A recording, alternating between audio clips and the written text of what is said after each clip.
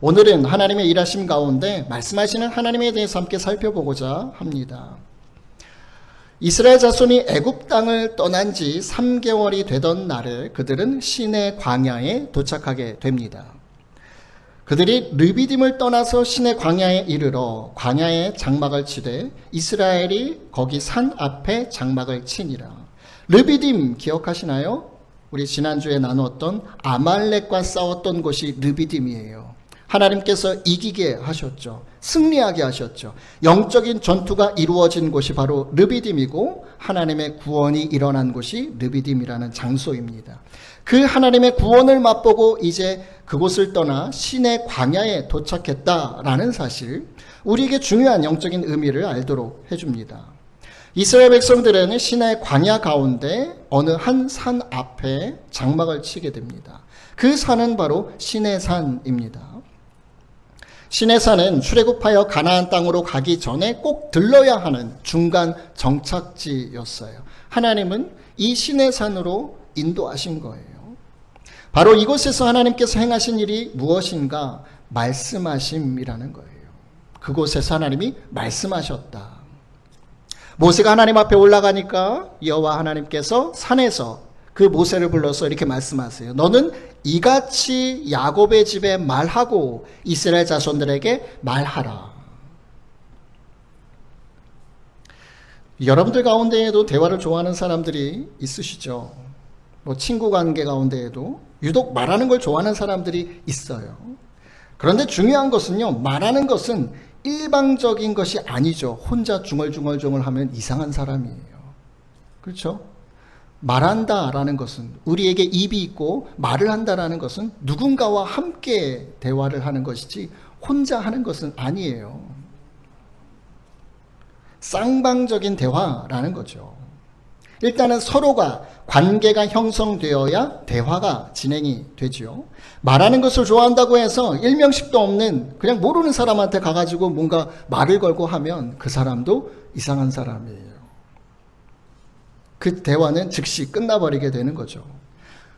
서로 관계가 형성되어야 대화가 이루어지는 거예요. 그리고 형성된 관계라 할지라도 상대방과 함께 공유할 수 있는 내용이 대화로 이루어져야 하는 거죠. 서로에게 관심이 있는 관심사를 얘기해야 하는 거고, 유익한 주제여야 즐거운 대화가 되는 거지, 나 혼자만 즐거운 말을 막 상대방에게 친구한테 한다고 해서 그 친구가 들어주지 않죠. 그 대화가 온전히 이루어지지 않는다라는 겁니다.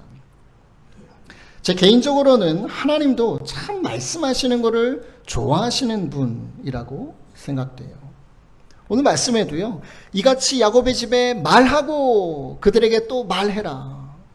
나의 말을 네가 계속 전해 주어라. 모세는요, 하나님과 정말 많은 대화를 나눴던 사람이에요. 하나님은 이스라엘 백성들을 당신의 백성으로 삼으시기를 작정하셨어요. 오늘 본문의 말씀을 보면요, 그것은 오늘부터 너희들은 내 백성으로 인정한다, 이런 한마디로 이루어지는 것이 아닙니다. 오늘부터 너희들은 내 백성이다, 이렇게 해서 관계가 시작되는 것이 아니다라는 거예요. 하나님이 이스라엘 백성의 하나님이 되시고 이스라엘 백성은 하나님의 백성이 된다라는 이런 관계적인 약속이 이루어져야 성취가 되는 거예요. 약속이 이루어져야. 하나님은 이스라엘 백성들을 야곱의 집이라고 표현하시죠. 야곱의 집. 이것은 하나님은 이미 언약 백성, 약속 백성임을 인정하셨다라는 뜻이에요.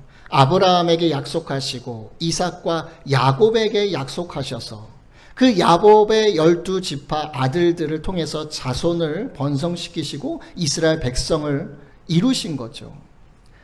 이 이스라엘 백성들을 야곱의 집이라고 표현하는 것은 그 하나님의 약속을 기억하시고 이 이스라엘 백성들을 언약 백성으로 삼으셨다라는 걸 의미하는 겁니다. 그래서 하나님은 이스라엘 백성들의 하나님이 되심을 증명할 많은 일들을 앞서 행하셨어요.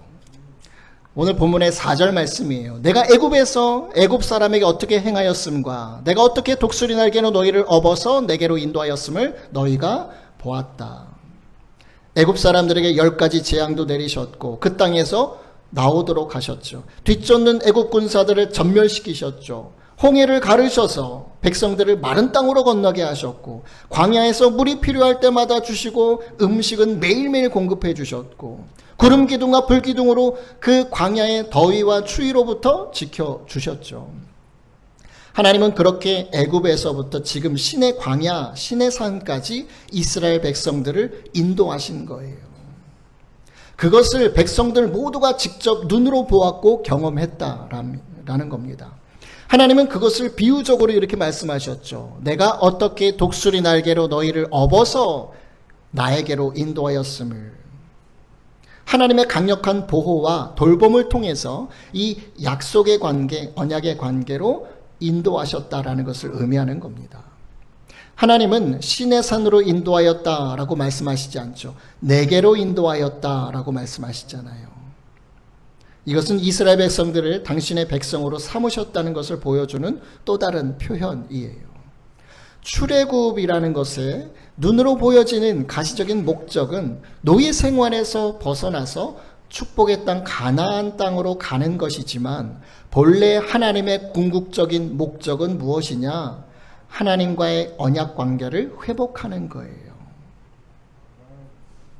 오래전 아브라함과 이삭과 야곱 대대로 약속하셨던 그 약속의 관계를 회복하고 성취하는 것이 출애굽의 온전한 궁극적인 목적이었다라는 겁니다. 하나님과 이스라엘 백성의 관계는요, 이미 시작되었어요. 이스라엘 백성들은 약속한 바도 없어요. 그들은 알지 못해요. 그런데 이미 시작됐습니다. 하나님으로부터 시작됐다라는 거예요. 그래서 이제는 백성들이 하나님을 하나님으로, 주 하나님으로 인정하는 것만 남아있는 거예요. 그것은 또한 단순히 우리는 하나님의 백성입니다 라고 고백하는 것으로 끝나는 것이 아니라는 거죠. 하나님께서 이 관계를 세우는 방법을, 법칙을 세우셨다라는 겁니다. 오늘 본문의 5절과 6절의 말씀이에요. 세계가 다 내게 속하였나니 너희가 내 말을 잘 듣고 내 언약을 지키면 너희는 모든 민족 중에서 나의 소유가 될 것이다. 너희가 나에게 제사장 나라가 되고 거룩한 백성이 될 것이다. 너는 이 말을 이스라엘 자손에게 전할지니라. 이스라엘 백성들이 하나님의 소유가 되고 거룩한 백성이 되며, 더 나아가서 하나님을 섬기며 사명을 감당하는 그 제사장 나라가 되기 위해서, 그런 백성이 되기 위해서 그들이 행해야 할 부분이 있다라는 거예요. 단지 우리는 하나님의 백성입니다가 아니라, 너희가 내 말을 잘 듣고 내 언약을 지키면, 이것이, 이 말 그대로 하나님의 말씀에 순종하는 것, 이것이 하나님과 백성 사이의 관계를 이어주는 단서가 되는 거죠. 하나님의 말씀을 잘 듣고 잘 지키는 것으로서 하나님은 그들이 스스로 하나님의 백성임을 드러내는 것이라고 말씀하시는 거예요. 그러한 모습을 보여주어야 너희가 내 백성이구나 라는 것을 하나님이 인정하신다라는 거죠. 이것 외에 그 어떤 것도 이스라엘 백성들이 하나님의 백성임을 증명할 방법이 없어요. 아무리 말로 저희는 하나님의 백성입니다, 우리는 하나님의 백성입니다, 안 된다라는 거예요. 하나님의 말씀을 잘 듣고 잘 순종해야 그것이 하나님의 백성임을 나타내는 것이다. 이것이 오늘 우리에게도 하나님의 백성이며 구원의 자녀가 되는 약속의 관계가 이루어지도록 하는 중요한 요인입니다. 순서는 마찬가지예요. 하나님께서 우리를 먼저 택하셨어요. 시편 71편 6절에 보면 내가 모태에서부터 주를 의지하여 싸우며 나의 어머니의 배에서부터 주께서 나를 택하셨사오니 나는 항상 주를 찬송하리이다. 이 시편 기자는 이렇게 고백하거든요. 내 어머니의 배에 있을 때부터 주님께서 나를 택하셨다. 우리가 어머니 뱃속에 있을 때부터 하나님이 우리를 택하셨다라는 거예요. 우리는 인정하지 않지만, 잘 모르지만 하나님은 우리 모두가 어머니의 뱃속에 있을 때부터 저와 여러분을 선택하셨다라는 거예요. 그러니 우리가 어느 순간에 예수님을 믿고 영접했다고 해서 내가 기독교를 선택했다고 해서 하나님을 선택했다고 말할 수가 없는 거예요. 그때부터 하나님과 나의 관계가 시작됐다라 말할 수 없는 거예요. 이미 우리가 태중에 있을 때부터, 태어나기도 전부터 하나님과의 관계는 맺어져 있었다라는 겁니다. 예수님께서도 이렇게 말씀하세요. 너희가 나를 택한 것이 아니요 내가 너희를 택하여 세웠나니. 저와 여러분 어느 순간에 예수님을 믿고 영접했어요. 영접 기도를 드렸어요. 저 이제 예수님 믿겠습니다. 저는 하나님의 자녀입니다. 근데 그 순간이 하나님이 나의 하나님이 되고 내가 하나님의 자녀가 되는 그 시점이 아니었다라는 거예요. 이미 전부터 하나님께서 나를 택하셨고 나를 그 길로 인도하시는 거죠. 하나님께서 우리를 태중에서부터 당신의 백성 자녀로 선택하셨습니다. 그리고 그 인생을 지금까지 쭉 인도해 오신 거예요. 독수리 날개를 업어서 주님께로 인도하신 거예요. 그리고 그 다음은 뭐예요? 우리 차례죠. 이스라엘 백성들처럼 우리 차례예요. 하나님의 말씀을 잘 듣고 그 말씀을 잘 지킴으로써 하나님과 우리의 언약의 관계가 맺어지는 거예요. 영접하는 자 곧 그 이름을 믿는 자들에게는 하나님의 자녀가 되는 권세를 주셨으니 하나님께서 보내신 예수 그리스도 그 이름을 믿고 영접하는 자들, 그때부터 하나님의 백성, 하나님의 자녀로서의 관계가 서로에게 인정되는 관계가 시작되는 거예요. 자, 하나님은 먼저 우리를 선택하셨어요.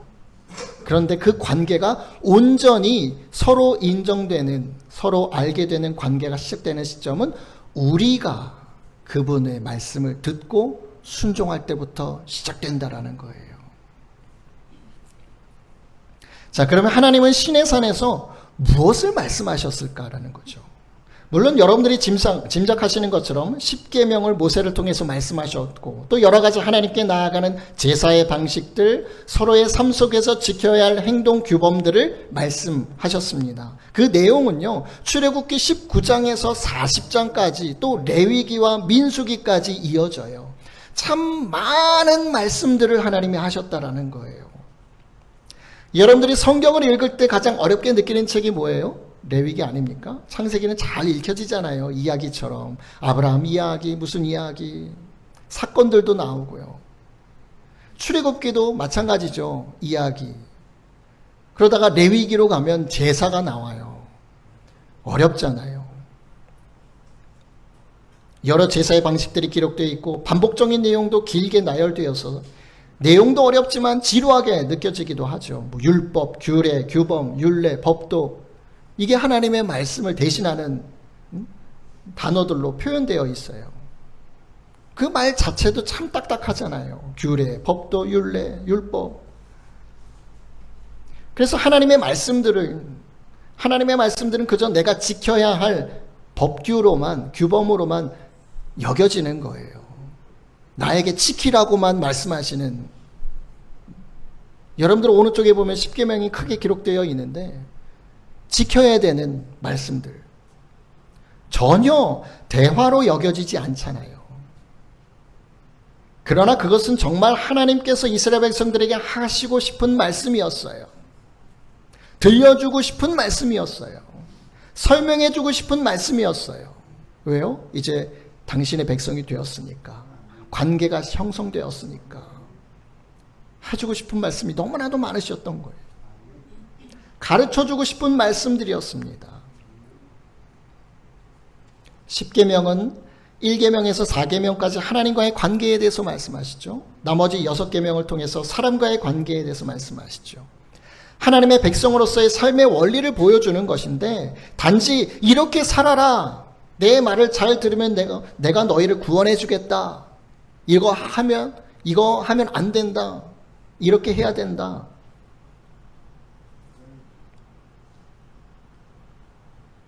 단순히 그렇게 명령으로만 말씀하신 것이 아니다라는 거예요. 십계명을 말씀하실 때요, 제일 첫 번째로 말씀하신 내용이 있어요. 출애굽기 20장 2절의 말씀이거든요. 3절부터 우리가 잘 아는 십계명의 첫 계명이 등장을 하지요. 나 외에는 다른 신을 내게 두지 말라. 그런데 그 이전에 2절 말씀을 하나님 먼저 말씀하셨다는 거예요. 나는 너를 애굽 땅 종되었던 집에서 인도하여 낸 너의 하나님 여호와다. 이 말씀이 십계명의 시작이라는 거예요. 나는 너를 구원한 하나님이다. 나는 너를 얽매임에서 자유롭게 한 하나님이다. 나는 너를 종의 삶에서 자유의 삶으로 바꾸어준 너의 하나님이다. 이 말씀을 먼저 꺼내셨다라는 거죠. 하나님 자기 자신을 먼저 소개하시는 거예요. 당신이 누구인지, 우리의 관계 속에서 당신이 누구인지를 먼저 소개하신다는 거죠. 하나님은 먼저 구원하신 이후에 당신의 백성들에게 자신을 소개하시면서 이제 이렇게 살아라 라고 말씀을 하신다라는 거죠. 그래서요, 기독교는 제1계명이 3절부터 나와 있는 나 외에는 다른 신을 내게 두지 말라 하지만, 유대교는요, 이 2절의 말씀이 첫 번째 계명이에요. 우리는 십계명이라고 하지만 원래 이 히브리어 원어는 계명이라는 단어는 없어요. 10가지 말씀이라고 해서 유대교는 10말씀, 10가지 말씀 이렇게 알고 있습니다. 이상하죠? 2절이 첫 번째면은 11말씀이 되어야 하는 것 아닙니까?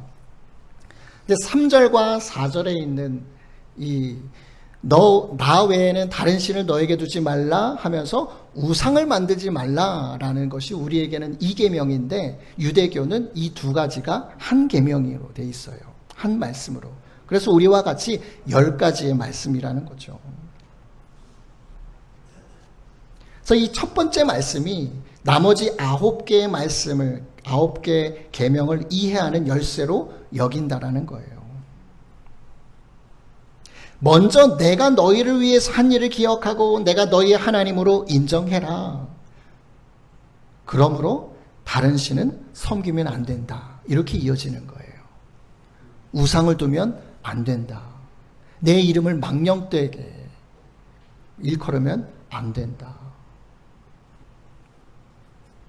부모는요, 사랑하는 아이들에게 거짓말하지 마라, 싸우지 마라, 위험한 곳에 가지 마라, 부모의 말을 잘 들어라 라고 말을 합니다.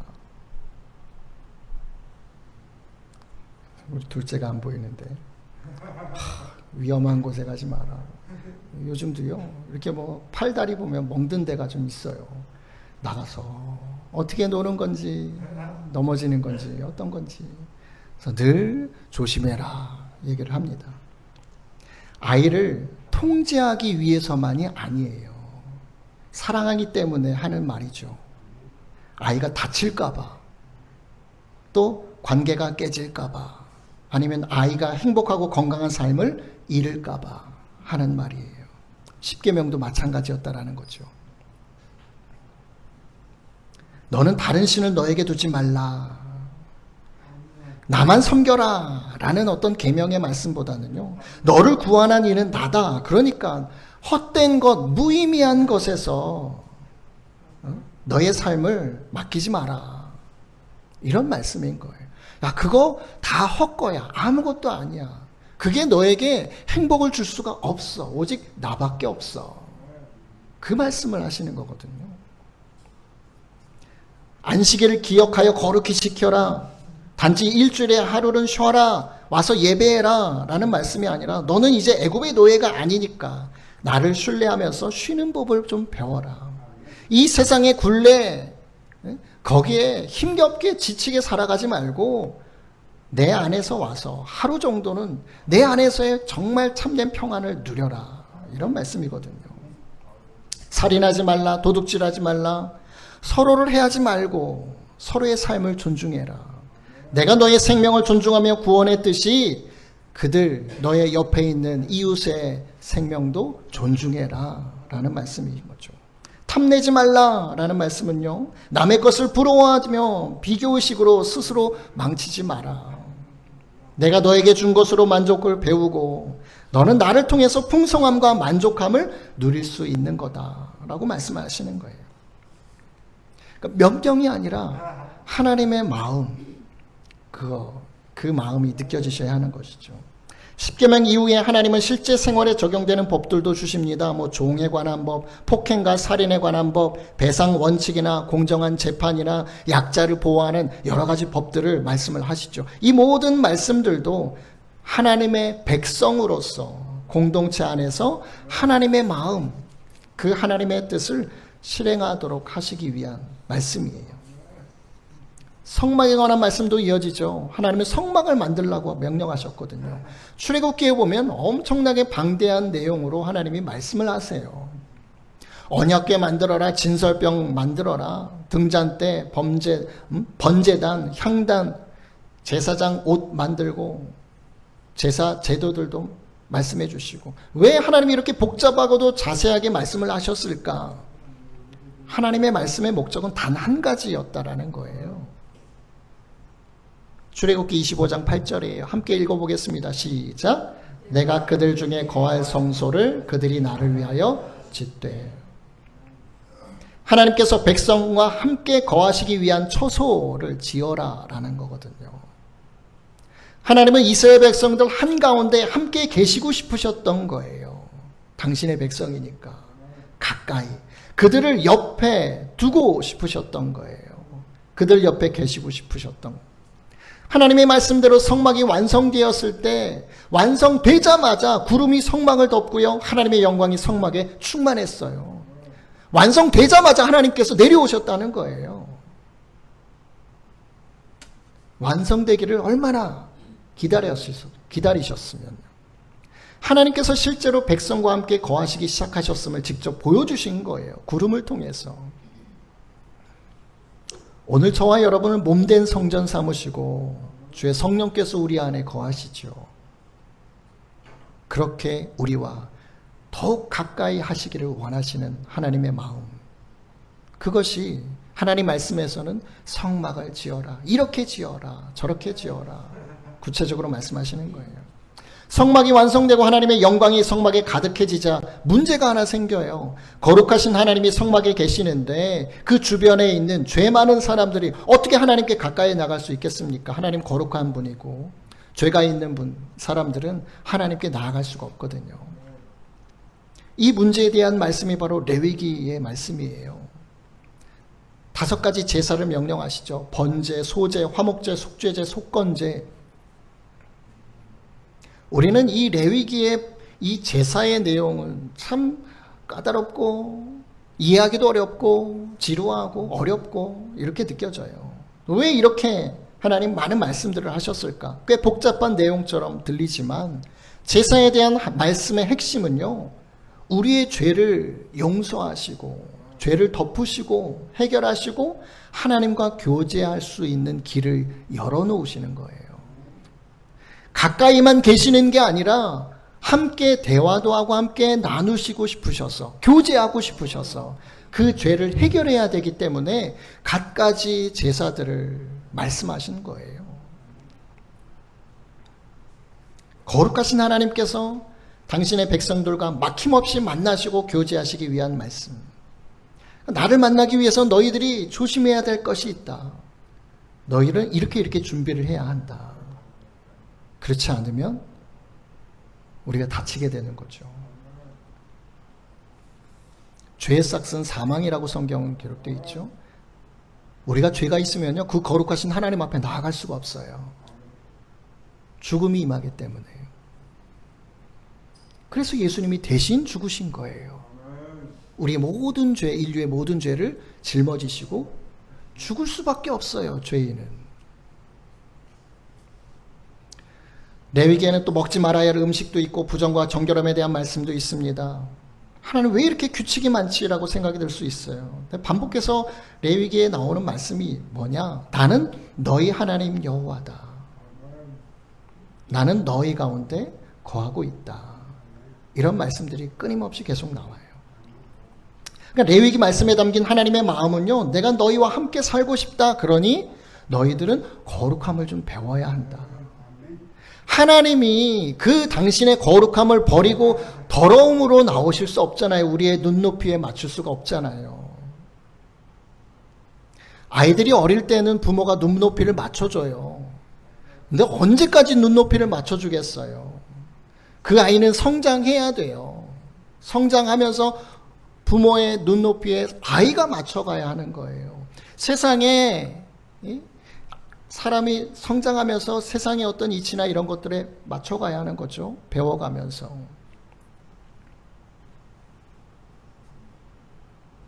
하나님의 거룩함. 그 거룩함을 배우지 못한다면 우리는 다칠 수밖에 없고요. 하나님 앞에 나아갈 수가 없습니다. 그래서 예수님은 우리에게 율법, 모세를 통해서 주신 이 하나님의 말씀들을 이렇게 가르쳐 주시죠. 오늘날 율법 교사가 예수님을 시험하려고 묻습니다. 선생님, 율법 가운데 어느 계명이 중요합니까? 그 하나님 엄청나게 많은 말씀들을 하셨는데 제일 중요한 게 뭐예요? 우선순위가 뭡니까? 예수님이 이렇게 대답하시죠. 너의 마음을 다하고 목숨을 다하고 뜻을 다하여 주 너의 하나님을 사랑하라. 신명기 말씀이죠. 이것이 크고 첫째 되는 계명이고 둘째도 그와 같으니, 그와 같다라는 것은 첫째 되는 계명하고 똑같이 중요하다라는 거예요.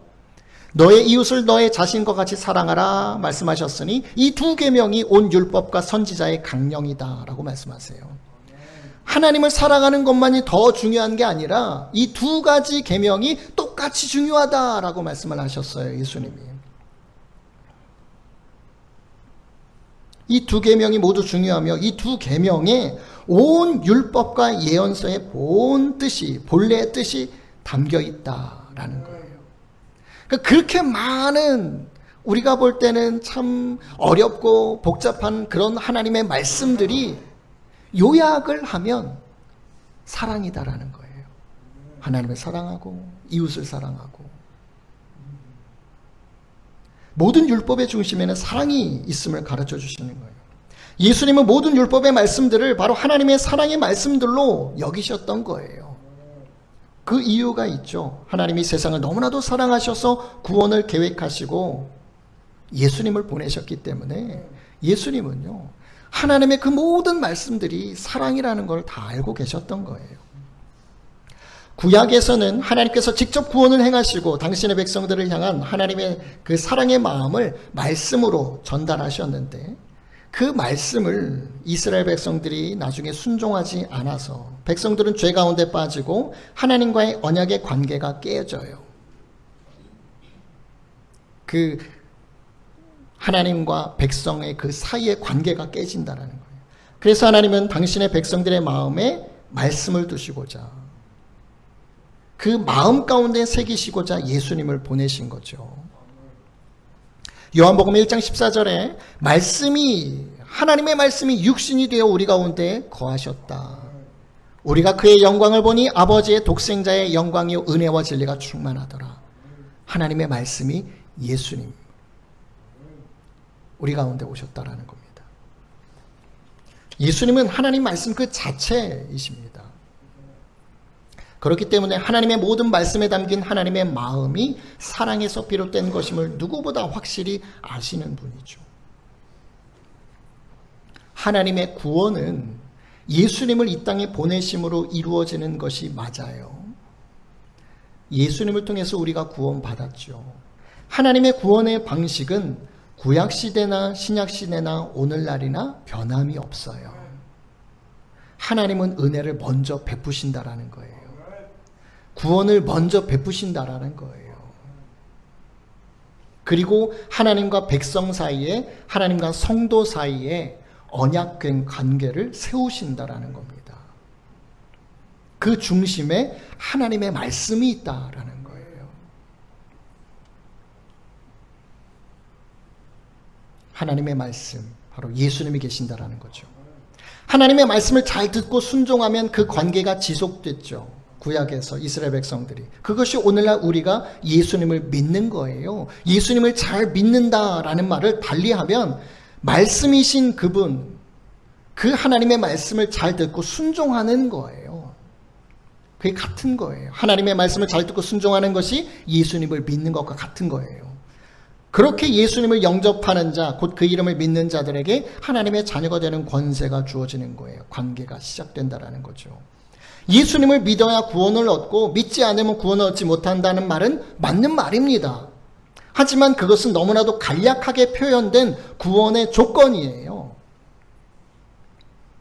그러니까 세상 사람들이 예수님을 믿으세요, 구원받습니다 라는 간략한 이 한마디를 들으면요, 왜 꼭 예수만 믿어야 돼? 세상에 구원받을 다양한 종교들이 있는데 왜 너희들은, 기독교는 왜 꼭 그것만 고집하냐, 이렇게 얘기를 하거든요. 세상을 향한 하나님의 구원은요, 이미 약 2000년 전에 예수님께서 십자가의 죽으심으로 부활하심으로 이루어졌어요. 하나님의 구원은, 저와 여러분을 향한 구원은요, 2000년 전에 이미 이루어졌다라는 거예요. 우리가 예수님을 믿고 구원이 이루어진 게 아니라 이미 2000년 전에 우리의 구원이 이루어졌어요. 온 인류를 향한, 세상을 향한 구원을 이루셨어요. 다 이루셨어요.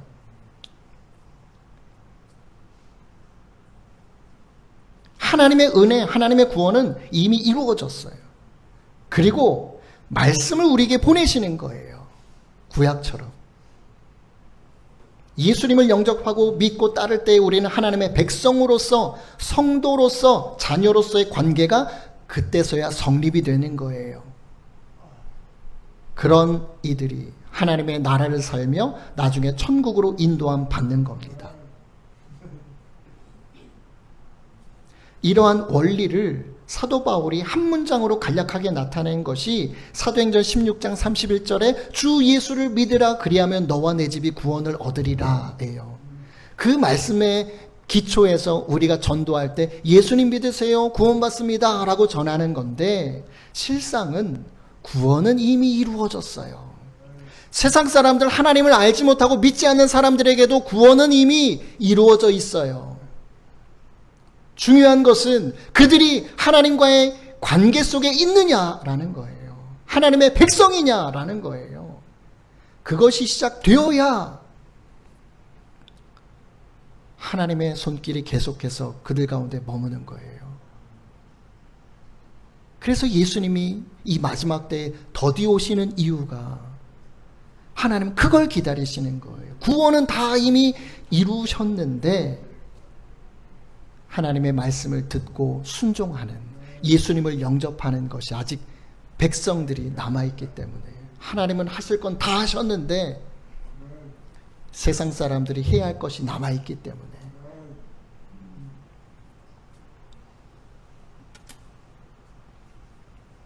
그렇기 때문에 구원의 근거는요, 우리의 믿음이 아니에요. 주님 믿습니다 해서 구원이 근거가 되는 것이 아니라 하나님께서 이루신 예수 그리스도의 십자가가 구원의 근거고요. 그 믿음은 그 구원을 받아들이는 우리의 응답이에요. 믿음은 구원을 만들어내는 조건이 아니라 하나님께서 베푸신 구원을 선물로 받드는 우리의 두 손과 같은 거예요.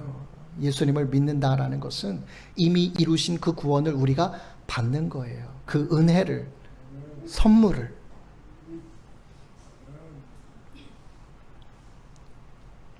그래서 예수님께서 이 땅에 오셔서 3년 반 동안 보이셨던 모든 모습들은 하나님의 사랑의 모습이었고, 그 말씀을 선포하시고 가르치시고 고쳐주셨던 모든 사역이 바로 하나님의 사랑의 마음, 그 말씀을 그대로 나타내신 거예요. 예수님은요, 3년 반 동안 가르치셨던 모든 말씀들을 하나님께 들은 말씀 외에는 전하지 않으셨어요. 하나님의 말씀 그대로 전하셨어요. 그리고 당신이 이렇게 메시아로 오신 이유는요, 구약 예언의 말씀을 이루기 위해서 오셨다라고 말씀하시잖아요. 하나님의 그 모든 말씀을 실제로 이루시기 위해서 오신 분이 바로 예수님이에요. 예수님은 그렇게 하나님의 모든 말씀을 직접 우리에게 보이시고 나타내시고 누리도록 하시는 분이십니다. 우리 말씀 마무리하도록 할게요. 이 모든 것이 하나님의 일하심임을 꼭 기억하시기 바랍니다. 하나님은 침묵하시는 하나님이 아니에요. 하나님 지금도 말씀하고 계세요. 말씀하시기를 참 좋아하시는 분이에요. 우리 곁에 계시기를 좋아하시고, 우리의 모든 일거수일투족에 관심 갖기를 원하시는 분이고 함께 그것에 대해서 나누기를 원하시는 분이에요. 대화 나누기를 원하시는 분이라는 거예요. 그 말씀은 명령 이전의 사랑입니다. 그 말씀을 예수님을 통해서 우리의 심령 가운데 두셨고 또 성령님을 통해서 깨닫게 하시는 거예요. 하나님은 우리를 구원하시기 위해서 일하셨고 또한 우리와 함께 하시기 위해서 계속해서 말씀하시는 분이십니다. 그래서 하나님의 백성인 저와 여러분은요, 성도이자 자녀인 저와 여러분은 하나님의 말씀에 언제나 귀를 기울여야 하는 거예요. 그분의 말씀하심에 집중해야 하는 겁니다. 하나님의 뜻과 계획과 말씀을 잘 들으시고 믿음으로 행하시기 바랍니다. 순종하시기 바랍니다. 그것이 살아계신 하나님과 함께 살아가는 그분의 방식이에요. 계속해서 관계를 맺어 나아가는 그분의 규칙이에요.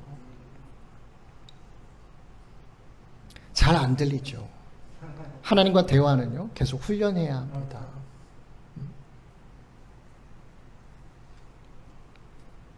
계속해서 하나님과 대화하세요. 아까 서두에 제가 혼잣말 하는 사람 이상한 사람이라고 말씀드렸는데 성도들은요, 혼잣말 많이 해야 해요. 보이지 않는 하나님과 걸어가면서도 대화하시고요. 눈에 보이는 모든 것, 들리는 모든 것에 함께 대화하시기 바랍니다. 하나님 다 듣고 계시고 또 여러 모양으로 말씀하실 거예요. 그 여러 모양으로 말씀하시는 바를 훈련하셔야 돼요. 그렇게 하나님 관계, 하나님이 나의 하나님 아버지가 되시고 나는 하나님의 자녀입니다. 순종, 믿음으로 순종하시는 그런 모습을 통해서 그런 하나님과의 관계를 계속 이어나가시고 그렇게 하나님께 기쁨이 되시는 우리 저와 여러분 되시고 예수님의 이름으로 축원드립니다.